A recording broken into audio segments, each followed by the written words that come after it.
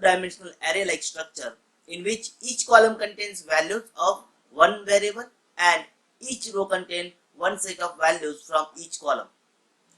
Following are the characteristics of the data frames. First, the column name should be non-empty. Second, the row names should be unique. Third, the data stored in the data frame can be of numeric, factor or character type. And last is each column should contain same number of data items.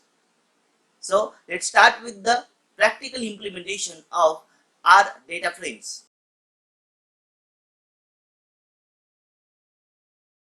Of data frames. So now we'll create a data frame from employee. So employee having three different columns. So EMP ID, EMP name and EMP salary, and you are taking 5 records of each employee. So let's start with that.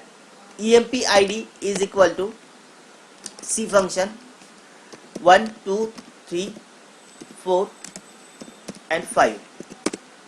EMP name is equal to C function. Name should be in string, so we'll take PMM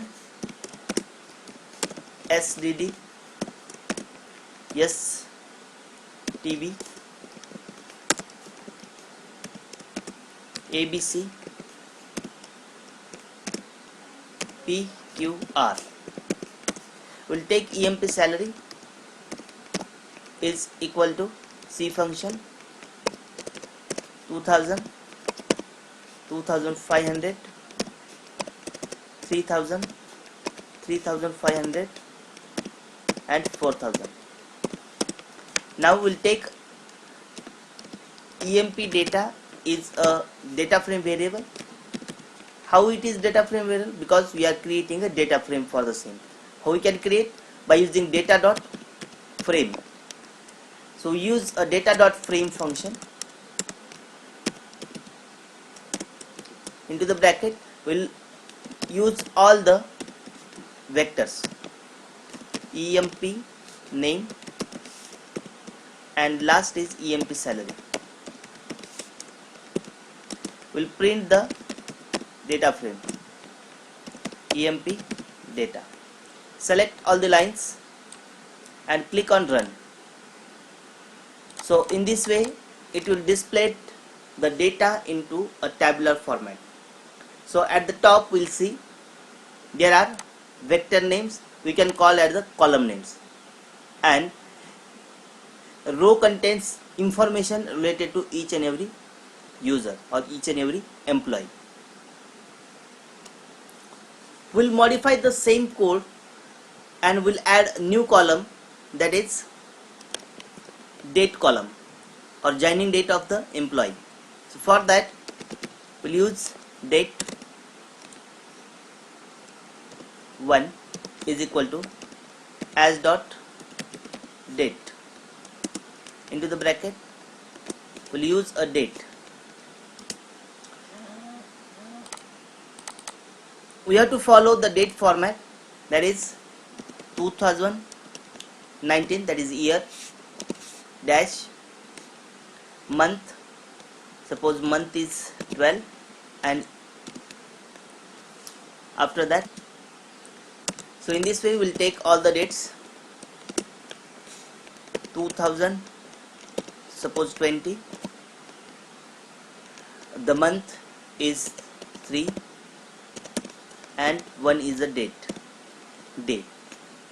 Again we'll take 2013, month 12 and day is 04.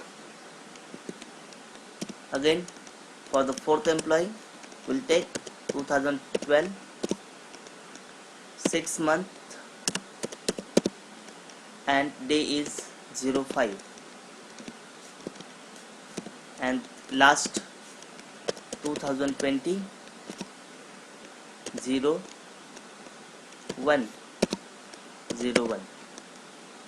We'll select all the columns. Before that we'll add date 1 here. We'll select all the columns We'll select all the columns and click on run. So we have missed something. We have to use a C function here. C function and closing of C function. We'll select, click here, Control L. After that, select all the code and click on run. So it will display the new column with date.